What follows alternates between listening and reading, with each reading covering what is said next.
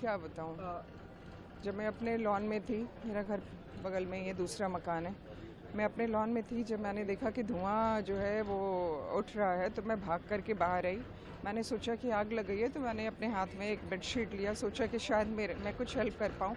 लेकिन वो आग इतनी भयावह थी, इतनी भयानक, वो देखने वाला मतलब मंजर था, जैसे ऐसा लग रहा था कि पिक्चर देख रही हूँ, मूवी देख रही हूँ।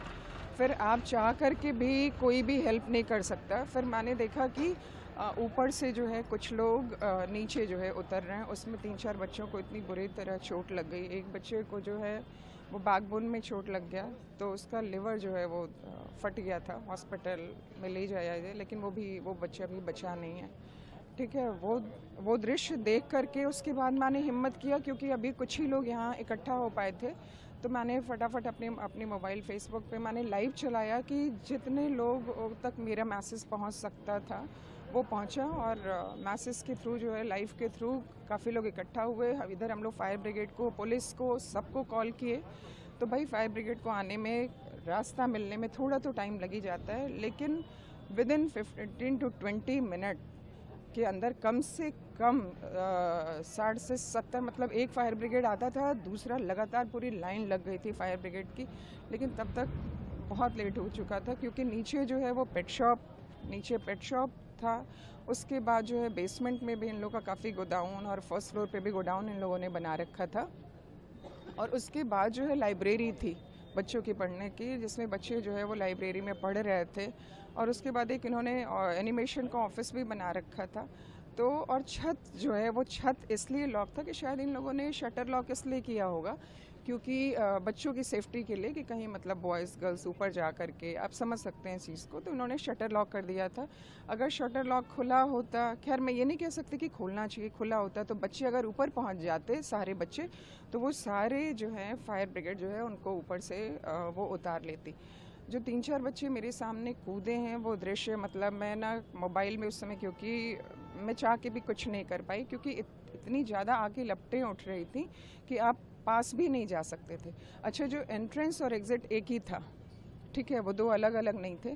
तो इन लोगों ने क्या किया था, सीढ़ियों पे ही वो एसी का सारा वो लगा रखा था, कंप्रेशर, हाँ, आउटर, और वही एक के बाद एक जो है वो ब्लास्ट होता गया।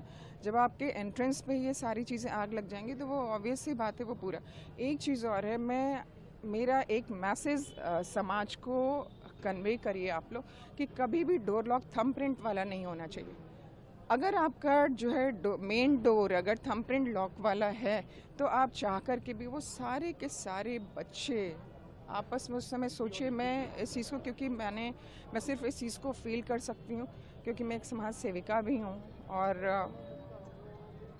मेरे पास कोई शब्द नहीं बताने के लिए। तो वो लोग आपस में चिपक गए थे, आपस में जो है एक दूसरे के शायद गले लगे हों, तो चिपक गए होंगे। मैं क्या बताऊं, मैं नहीं बता सकती।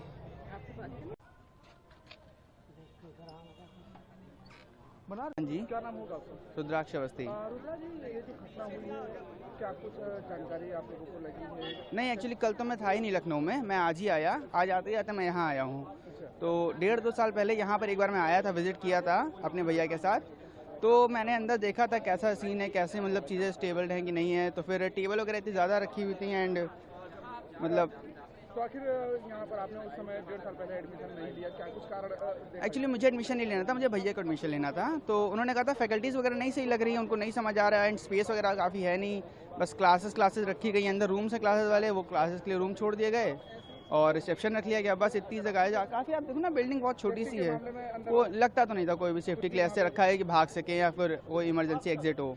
इसी वजह से आप लोग को, आपके जो भैया उन्होंने यहाँ पे एडमिशन नहीं लिया? उनका तो मेन पर्पस फैकल्टीज़ था कि उनको फैकल्टीज़ नहीं अच्छी लगी, तो उन्होंने नहीं ज्वाइन किया। बाकी इतना तो सोचा नहीं था ना उन्होंने कि ऐसा कुछ हो सकता है भविष्य में।